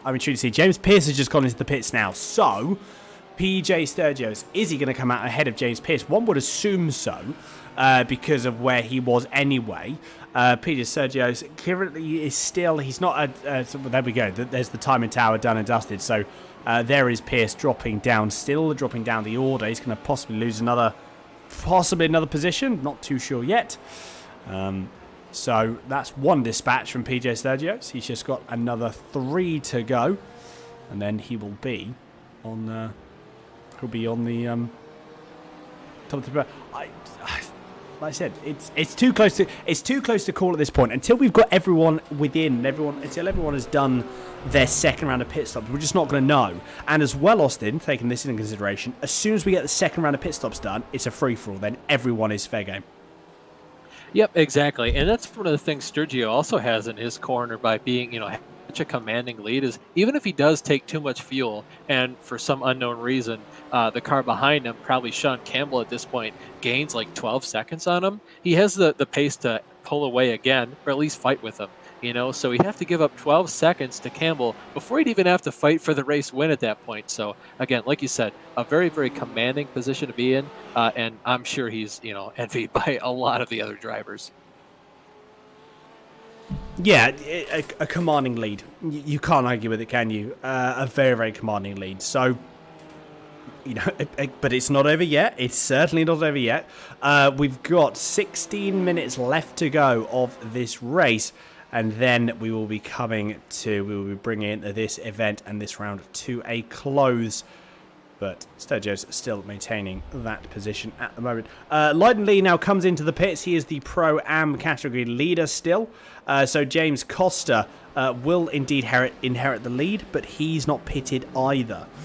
So that's again something to make to keep an eye out for. Casey Metzger, he has not pitted either. There's quite a few drivers that haven't pitted. I'm intrigued. Again, this tactic would work for me. Other things as well to other things as well to note is the push on the fuel that we're talking about again, because you've got to fill your own car up. So you have to decide how much fuel to put in. So you have fuels, you have instruments that sort of give you an idea of what to put in the car. That's another joy as well, because normally what you'd have to sort of, I know I used to just guess how much fuel to put in. I'd go, yeah, that'll do. And that was sort of my mentality. Nowadays, again, you've got to be so much more competitive as well. You've got to, any additional weight is completely, it's an absolute drag. It really, really is. It's not just weight in the car. Weight in the car is certainly going to affect your handling, but for the most part, it comes down to the time you spend in the pits, right? Because, 5 pounds on a car, that's a lot, right? Maybe it equates to like a tenth of a second per lap around certain tracks and certain cars. But losing a second or two in the pits simply because you're taking unnecessary amounts of fuel, it's really hard to make that up on track unless you have such a pace difference on your competitors. And 9 times out of 10, that's just not something you're going to see. So you really can't afford to be taking too much fuel, even for a time perspective on pit road. No, it's a very good point you raise, actually. Yes, is you can't, any time that you lose in the pits gets multiplied as well. That's the other thing. It will get multiplied. So, again, we're still seeing a fair few drivers. In fact, actually, no, we've got Sean Campbell, Justin Brunner, both in the pits. Person we need to watch out for now, obviously, PJ Sturgis. The gap was 12 seconds when he came in. I'm sure it's going to be of similar sort of gap now. So Sturgis, there we go. So Sturgis already taken the lead. And it might even be a little bit more, because neither Sean Campbell or Justin Brunner have yet to leave. Actually, no, as we got Sean Campbell making his way out. He's pulled a bit of time, I think. Actually, no, he hasn't. No, not at all. He's actually extended his zip, so it was X amount of, So, yeah, this is the calm before the storm, like I said. Obviously, unfortunately, PJ Sturgis has got a 16.6 second lead on Sean Campbell. So Sean Campbell's going to have he's got to be a little bit careful. He's got a 5 second gap. Doesn't sound like a lot. It's amazing how that can change, especially with a bit of traffic that doesn't go your way.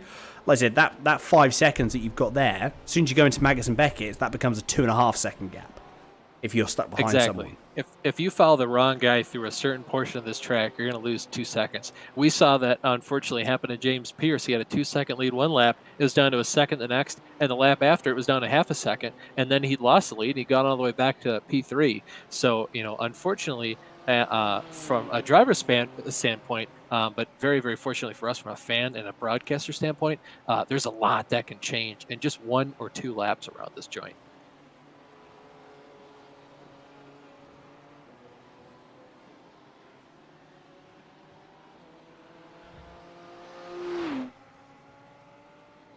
So going in, apologies everyone, we seem to be having a few technical issues with the audio, but hopefully we're going to be back all up and running and sorted for the final few minutes of this race. But again, giving you a quick rundown of the top 3 in each category. We have PJ Sergio, Sean Campbell, and Justin Brunner rounding out your top 3 in the Pro category. In the Pro-Am category, we have Lyden Lee, James Costa, and Wilson Brewer. With the battle between, actually that wasn't because Wilson Brewer versus Sean Ryan, that's not for position, and then the battle in the Pro-Am category. So we have Eric Kalaga, Don Hunter, and Daniel Floria. Every one of the top 3 in each class has taken, they have created and have taken their second mandatory pit stop of the evening. So that is it. No more pit stops, no more scheduled pit stops anyway, let us hope.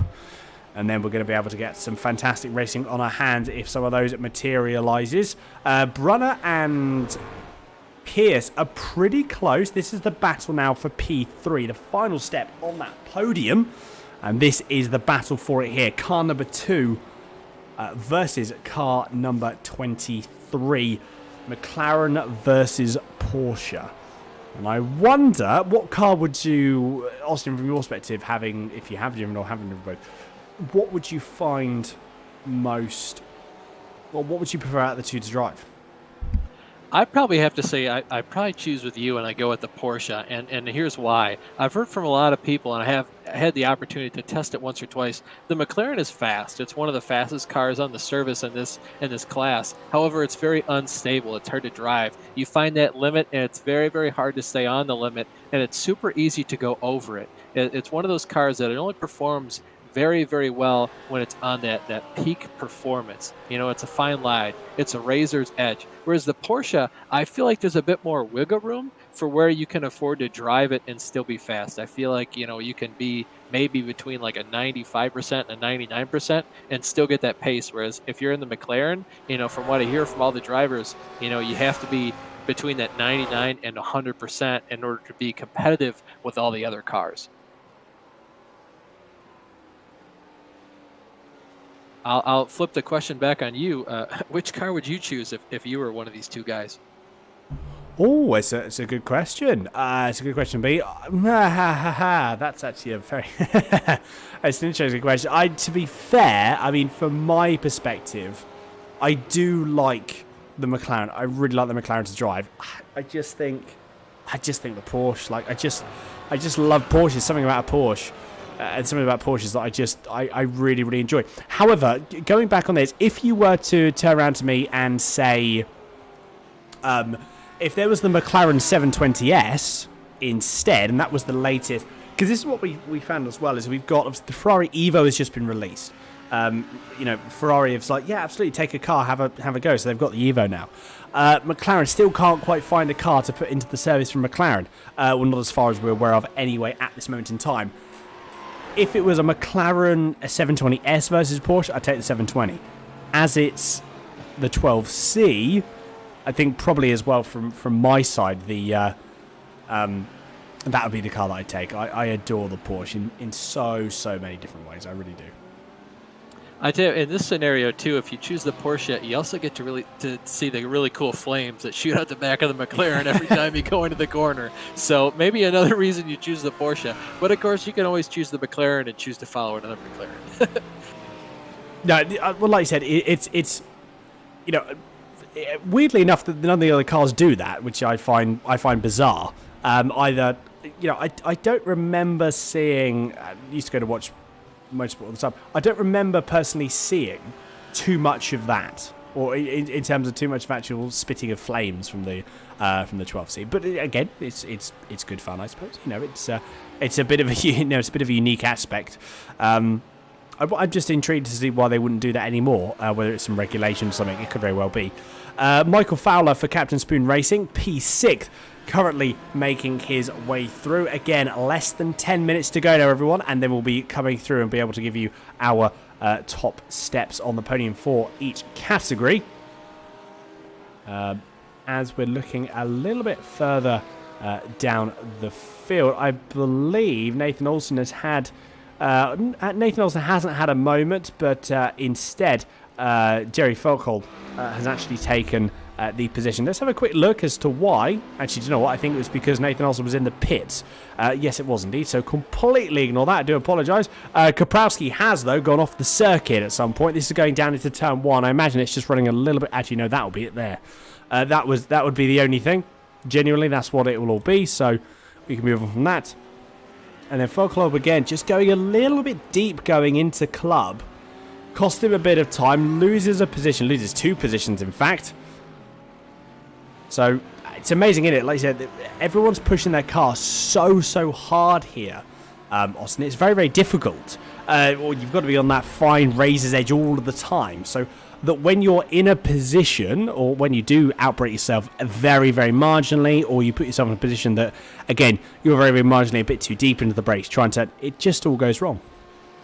Yeah, and honestly, Jerry is one of the guys, you know, I look at Jerry. Here's a guy, he started this race out at turn 1. I saw it and didn't bring it up because I wasn't sure if I could believe what my eyes had seen. He actually was punted off the circuit by a competitor. I forget who it was. So mad driving job by Jerry to get back up there. And also props to him for knowing that he overdriven the corner, and then he didn't just get back on the circuit as soon as he couldn't take his racing line. He made sure that he didn't influence the drivers around him negatively by just taking whatever line he wanted to get back on the track. You don't see that enough these days. That's some very, very smart driving there on Jerry's part. So mad props to him, and even better props for of course recovering his drive to be in the position he's in right now. Certainly is, but back right at the very front now. This is it. This is the battle. I told you, the calm before the storm. This is where it's all kicking off. 5 minutes left to go. So it's going to be possibly two laps at a minimum. Obviously, maybe 3. It depends on when everyone can cross the line. I don't think it'll be 3 though, so I think it may only just very well be 2 laps left to go. But Sean Campbell versus Justin Brunner. Who's going to come out on top? At the moment, it's Sean Campbell leading. Spit of flames from Campbell's car. Spit of flames then from both cars now, as we just spoke about there. This is where it's going to start to really, really kick off, because there's not too many laps to go. Not only have you got to try and hassle enough, you've then got to obviously try and pass. Now, this is another decision you make as well. Do you try and push the car hard straight away and try and get past that way and just force a mistake to happen? Or instead, do you try and wait a little bit, assess where you're a little bit faster, where you're a little bit slower? The cars are identical. That doesn't help the situation anyway, so the difference is the setup. How do you approach something like this? Because the gap is 0.4 of a second. I mean, Campbell's got to defend for his life, but it depends if Brunner can actually catch up at all. That's the other interesting thing. He looks to be more confident on the brakes. I wonder if he's braking... maybe... It's not... I don't know, roofs... See, something about it. It's... I tell you what, actually, look at that. Justin Brunner, he's really, really making it stick. And I think he's going for the hyper-aggressive move. He wants to make this position now, doesn't he? He doesn't want to hold back. He doesn't want to keep it conservative. He wants to really push. And he's trying to load the pressure onto Sean Campbell going into these final couple of laps.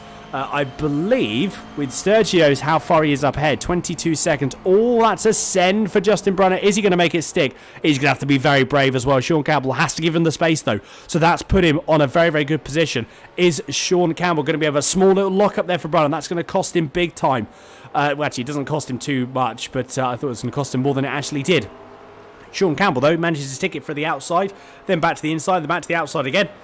And manages to squeezing ever so slightly, probably a little bit too close for comfort there, squeezing Justin Brunner just a little bit too much. But ultimately, though, after all of that, they're going to go at it once again. After all of that there, Austin, Sean Campbell is retained and has retained the lead. Yeah, it was interesting you made note of that too, and as soon as you did, I could see it as well. It looked like Brunner was just like a tenth of a second later to get on the brakes than Campbell was, and I think that's going to be the deciding factor here if Brunner can just get clear. But, I mean, what fantastic racing between these guys and the respect they have driver to driver, because you can see, whether they were turning left or turning right, whoever was on the inside gave the guy on the outside plenty room each time. A little bit of a touch there, a little bit of a touch. I can promise you, though, the way these guys were racing, that was not... Whoa, big slide there! Oh, man, that was a hard lick. It looks like they'll be able to both get back going, though they have to be careful, because if they keep, dilly-dallying around too much, James Pierce is going to come by and he's going to blow their doors off. I can assure you that. Gotcha. Certainly, as you say, this battle is not going to hold off at all. Looking at it, because Justin Brunner, he's wanting this. I wonder if actually, if he's going to try and make the move, and I'd almost put it on him trying to make the move going down into Stowe at the very, very last, on the last lap, I should say. That's one of the best overtaken opportunities. You could try and give it a go going through Luffield, but you've got to be very, very committed there. And you've got to have an insane amount of grit level, especially on the outside. Being on the outside, you've got obviously less downforce, you've got less adhesion. Just, not good at all. Certainly not good at all. This battle is still going on.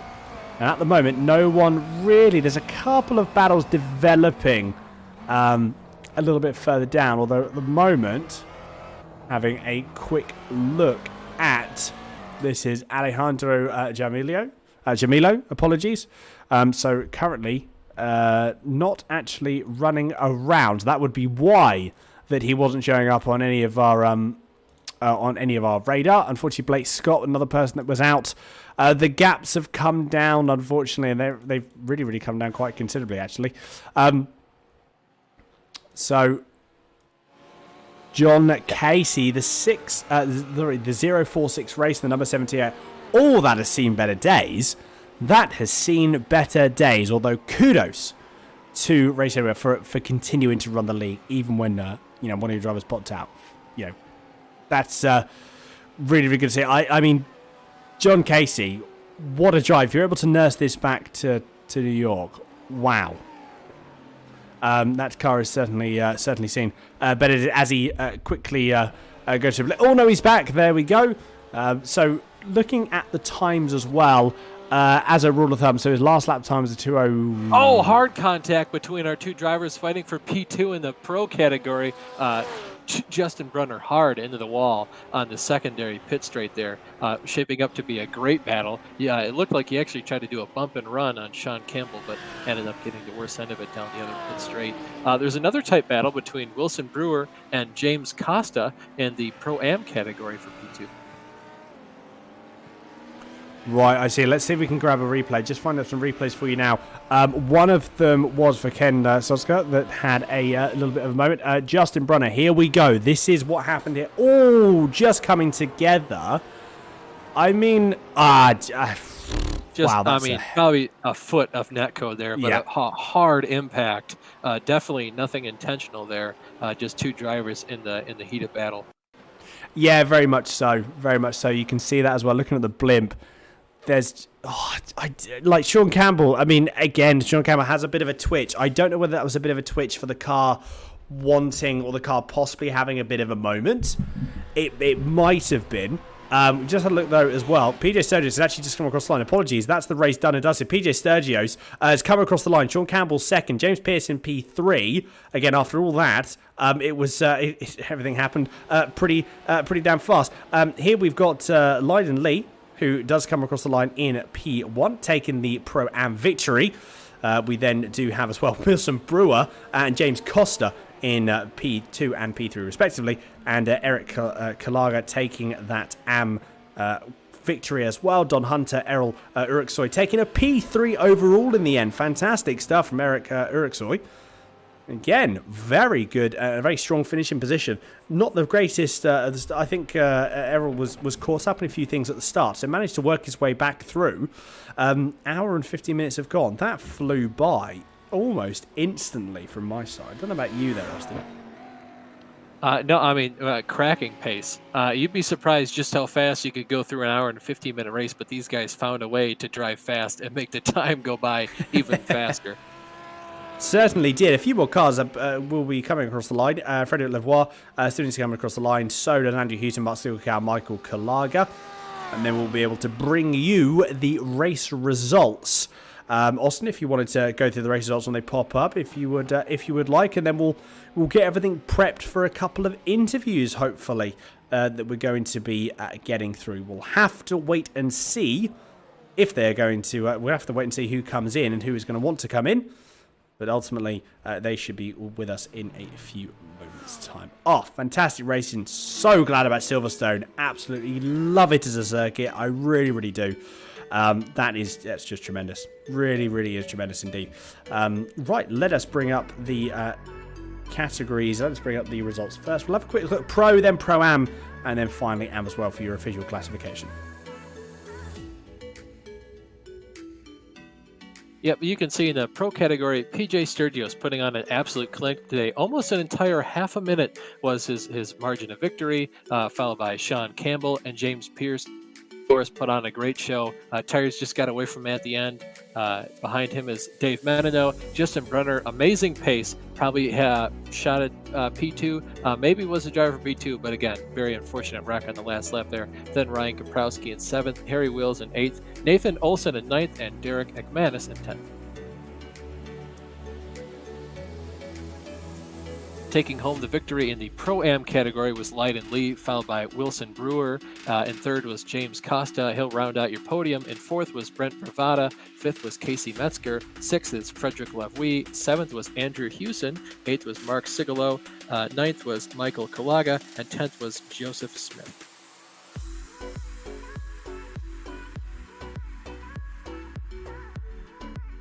Eric Kalaga going to take home the victory in the AM category, followed by Don Hunter, Errol Uroske. Daniel Florio going to be one spot off the podium, and in fifth is Steven Martinez. Sixth is Michael Fowler. Seventh was Kyle Hertzletsky. Eighth was Ken Saska. Ninth was Matthew Sounds, and 10th was Kyle Fredrickson. You can see quite the battle in all the classes, tight racing in each of the three of them. Certainly so. Very, very good stuff. Thoroughly enjoyed that as ever. That was good. Yep, very much enjoyed that. Unfortunately, Brian Volz and Jason Bridges unable to finish that. There were a few people unable to finish that race, which is a little bit of a shame. You know, the incident at the start really, really took its toll on people early on, which isn't which is not ideal. But you know, again, I think you got to take it obviously with a pinch of salt. Racing incident, everyone's a little bit, everyone's excited. They want to try and get as many positions as they can, but it's just calming. It's just calming everything down a little bit. It doesn't take much. It certainly doesn't take much. Just a little bit of, a little bit of reminder for everyone, just to make sure they bring it down, especially on that first lap. You know, like we said there, we've seen a lot of people lose their entire race, just coming out of the first lap. So, not ideal, but something that we're going to see hopefully develop and progress throughout the season. A couple of people to interview. We've got a lot of people to interview. Actually, we're going to go through, and if we can, go through the winners straight away. Austin, do you want to have a quick word with our overall winner in the Procast, PJ Sturgis? We'll bring him in so you can have a quick chat with him. Yeah, I'd absolutely love to. Let's get PJ in here. PJ put on an absolute clinic today with a margin of victory of almost half a minute. PJ, tell us a little bit about your race.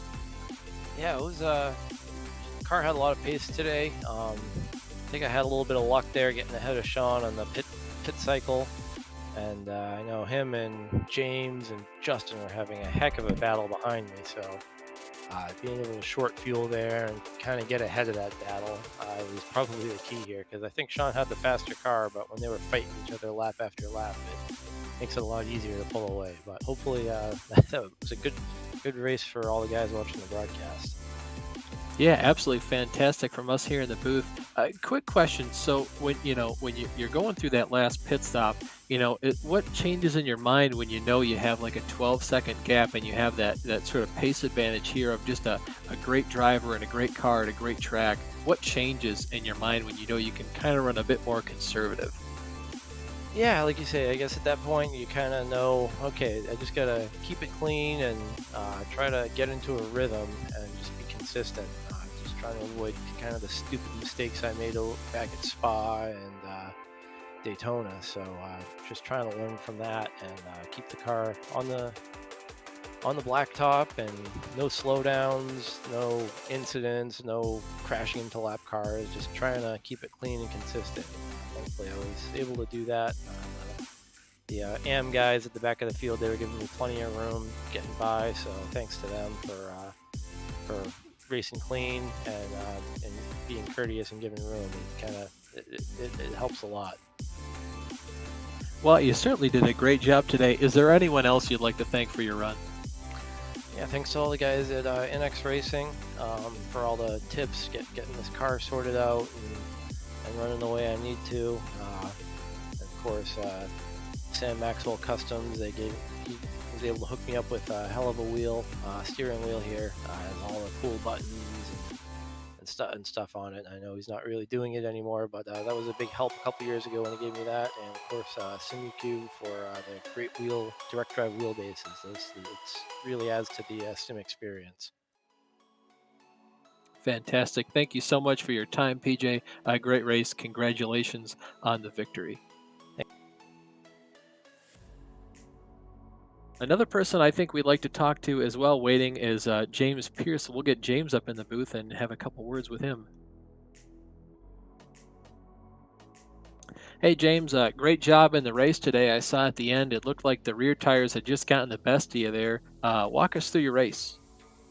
Oh, it was a wily one, I'll definitely say. Got home basically just after school, so had no practice on it. So loaded the baseline, and said let it rip. It was good. The start was interesting, so that was fun. Kind of confusing, but got up there and got a good lead, and then kind of lost to the rear and didn't really know how to catch it, but kind of held it together. It's more of a surviving race for me today. It's what it felt like.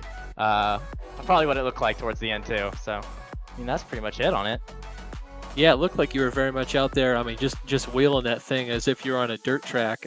Was there anything you could have done to conserve the rear tires a bit more?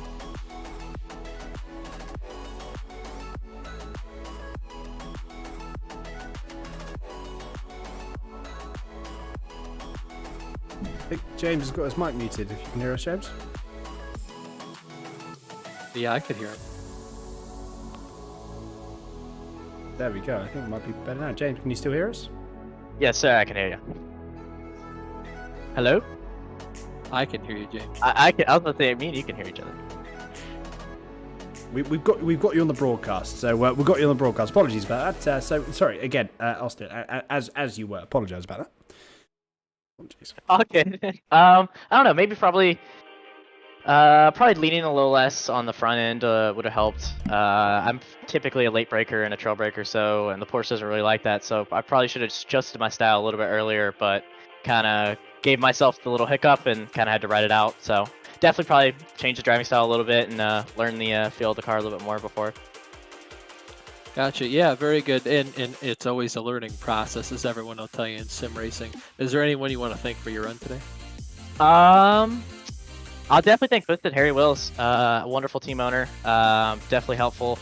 Brought me up as an AM all the way to the pro so far, and he's fielded a great field so far. All the friends, Casey Metzger, Brent, Daniel, Andrew Houston, all of them are good fellas, and they really help with it, especially during the hard times. Hop on and get racing. So really appreciate them.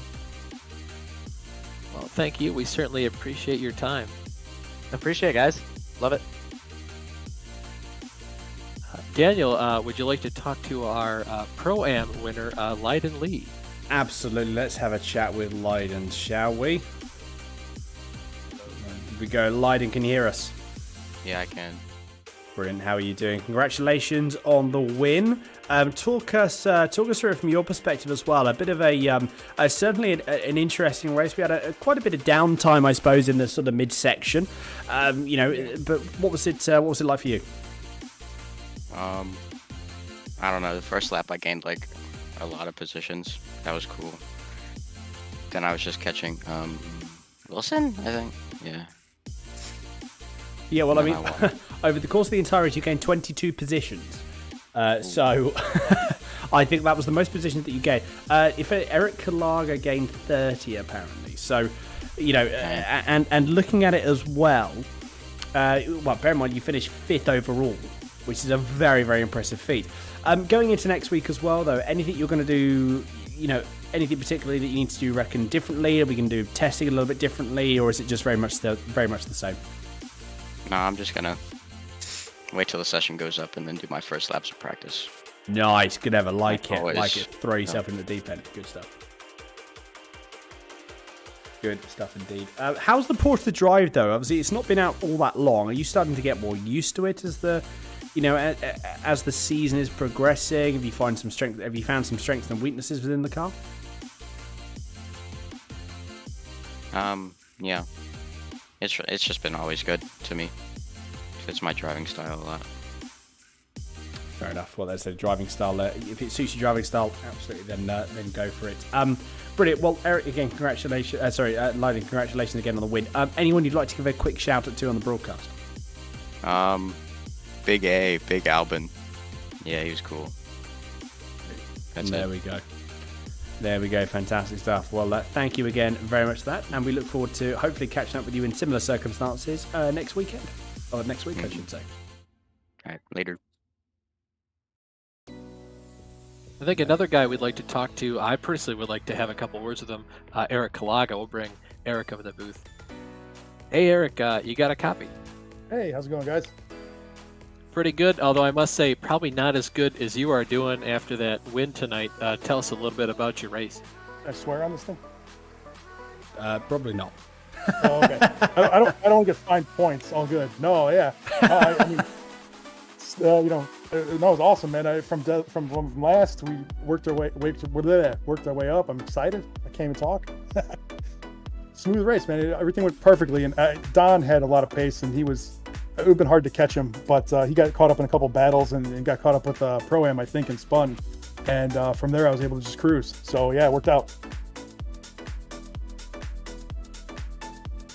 Worked out very well indeed. I guess just, talk us through, I guess, the first half of the race when you're trying to navigate around some of the traffic to gain all the spots you had to. Yeah, I mean, we're coming through, and it's, Steve was following me pretty close, my teammate, and it's just guy off on the left, guy off on the right, guy off on the left, guy flipping over there, and then we managed to avoid all of it today, and we got caught up in some stuff last week, so it was nice to get through it and have a smooth race. Yeah, it's always weird to see how the racing gods give you some bad luck last week and some good luck this week. They smiled on us today. That's awesome. You always love to see that happen. Is there anyone you want to thank for your run today? To paraphrase Al Bundy, I hate you all. I thank no one but myself. P1. Thank you so much for your time, Eric. Thank you guys, and thank Harry, and thank my teammates, and our guy Fisher will be back next week, so we're looking forward to him coming back and keep this streak going, man. Should be a great time. Thank you so much, man. Thanks, guys. Oh wow, mega stuff. I enjoyed that a lot. that was a comedic interview. We appreciate his time there. Absolutely. A couple of people left actually. Should we bring? I'd love to have a chat with. Let's have a chat with P2. So we can have a chat with Wilson Brewer, P2 in the Pro-Am. I feel I'd really like to have a chat with him from his perspective as well. Wilson, can you hear us? Okay. Yeah, I got you guys loud and clear. How about me? Brilliant. How are you doing? Congratulations on P2, a good result indeed, and the highest placed Audi in the Pro-Ams, and one of the highest placed Audis. Actually, it's not the highest placed Audi overall. Talk us through your race. It started off pretty well. One of my buddies here, my teammate, he was on pole, and he went off at the first on the first turn, and then I just kind of kept clean the first bits of the race and got up to lead the race. And I saw Lyden Lee. He was a guy I was battling hard in Watkins. I saw he was catching me quick. I decided that if he catches up to me, I'm not going to fight. I'm not going to lose the time to anyone else behind. I'm just going to let him pass and then just run my race from there. And yeah, I kind of did just that. Ran it clean the rest of the way. And at the very end there, James Costa and we got really close in the last, I would say 10 to 15 minutes. It was some really, really close racing there. And it was really enjoyable, really clean racing with him. And yeah, ended up I got the move into the S's on him and was able to hold him off from there for P2 to the end. So definitely my best run so far in this series. Good, fantastic. Well, I mean, it's certainly giving you some confidence. Giving you a confidence boost going into, going into the next round as well. What is the game plan for next race? Are we gonna have to do anything a bit more different? Are we gonna look at doing a bit more testing or a bit different testing, possibly? What's your thoughts on that? Then what's the game plan going into next week? I definitely think some more testing is needed. This week I was probably the least prepared for in terms of setup, and Silverstone's always a track I've really struggled with, so I really was not expecting to end up P2 here. But something I've noticed with the Audi is that the straight line, it really does not want to go in a straight line. And here I was having to run maximum wing just to keep the rear stable through everything else. So definitely some more time, building a setup for Road America's next round. And just making sure I can, set the suspension the best I can so that way I can lower that wing down and be competitive in that straight line. Is definitely the goal, definitely the plan for next week. No worries at all. Well, I'm again really look forward to seeing you again in similar, if not possibly better circumstances next week. Before we do let you go, though, Wilson, anyone would like to give a quick shout out to on the broadcast? Really, just all of my teammates. I just came to college and we kind of started a sim racing group. So shout out to all of them for putting in the time and practicing and showing up to races and and helping each other out and making each other faster in the at the end of the day. So yeah, thanks to them. Brilliant. No problem at all. No problem at all, Wilson. Well done again. Look forward to catching up with you next week. Absolutely. Thank you guys so much. B2 there, Wilson Brewer. Fantastic stuff indeed. Wow. And then we've got one more person, Austin. One more person to interview for us. Yeah, we're here with E-Roll. P3 in class. Great drive today. Tell us a little bit about your race, man. Oh, hey guys, thanks for having me. Race was good. Had some technical difficulties at the start. Ended up starting from the pit lane, so truly had to start from the back. And at that point, it was just head down, race my race, and keep it on the black stuff and bring it home. Well, you certainly did that. What goes through your mind when you have to start from pit road and you pretty much have it all left to do at the beginning of the race? You get into a little bit of a mental chess game with yourself, thinking about who's in front of you, who you're going to pass, and then at the same time trying to stick with your fuel saving strategy, don't burn your tires out. So I got lucky. I got a couple times where I took advantage of some mistakes and got through. So yeah, it all ended up working out in the end. Yeah, it looks like it played out very much in your favor. Again, like you said, keeping that, playing that game of mental chess in your head, make sure you don't overstep any of the boundaries there. What was it like having to pass all the cars? Was it having to set up a lot of moves, or was it mostly just, making sure you put pressure on the guy ahead so he'd make a mistake?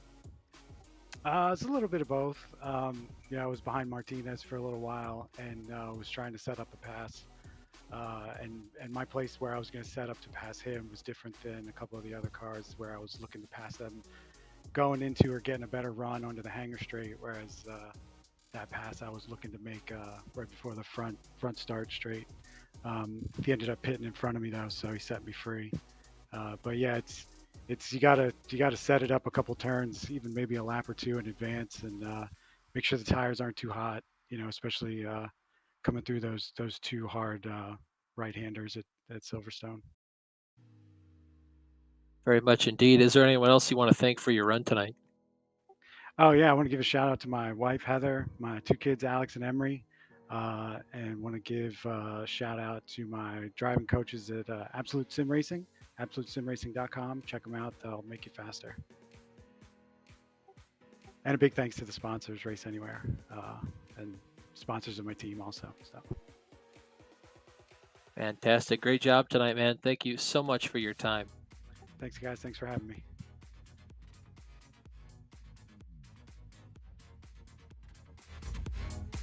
Well, Daniel, looks like that's everyone that we had to talk to tonight.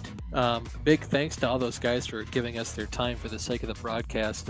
Very enjoyable to talk to them.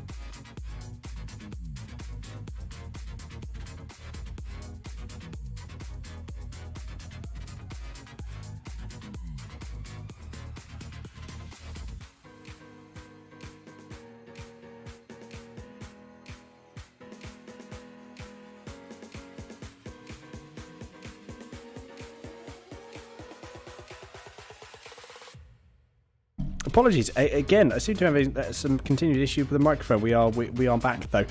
Yeah, fantastic. Just can't wait for the next week's worth of racing already. Both in the Race Anywhere World Series and also the Race Anywhere Transatlantic Championship. Amazing, absolutely amazing. Just good racing throughout.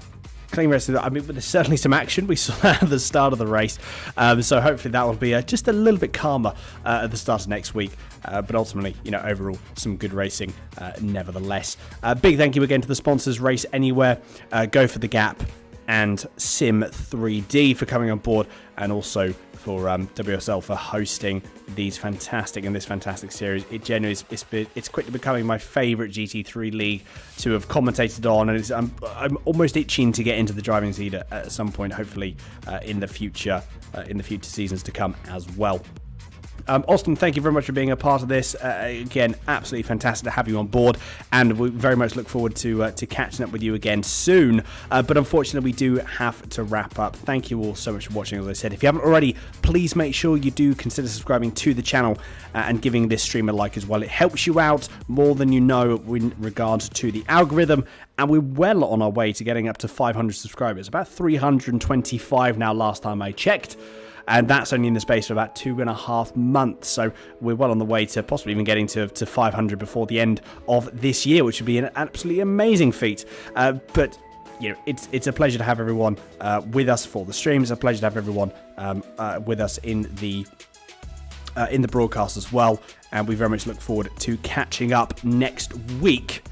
It's going to be fantastic. It's going to be good racing as always, and we will be going back to Road America, a track that I am very, very fond of. Then we'll have a bit of a break week, and then back to Circuit Gilles Villeneuve.